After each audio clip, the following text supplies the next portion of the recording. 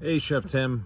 Quick video on this Memorial Day Eve before we lose our daylight. So, I'm out here in the raised garden bed. Got some carrots right here.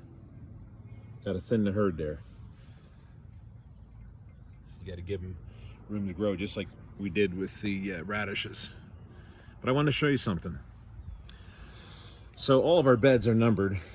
This is bed number 1, bed number 2, bed number 3, bed number 4, 5, 6, 7, 8, and 9. Bed number 3, we made an onion bed, but it used to be strawberries. And I saw that you have a strawberry bed. Now these are 4x4. Strawberries have stringers, and they like to throw out. So look at how it hopped from this bed over to here. And it's actually crawling all the way up the side of the house. So strawberries are really hardy, they're easy to grow. And that's why, see all those strawberries?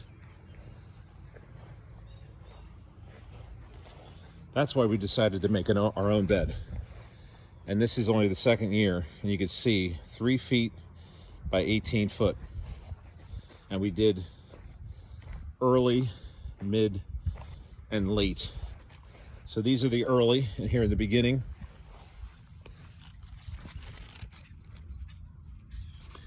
And then you have mid in the middle and late on the far end. But they throw these, I call them stringers. They're constantly reseeding themselves, and it makes them really super easy to grow.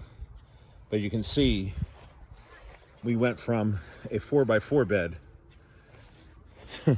to a 3 foot by 18 foot bed. So if you have a big tract of land, I recommend, or something bigger than the 4x4, because strawberries need room to grow.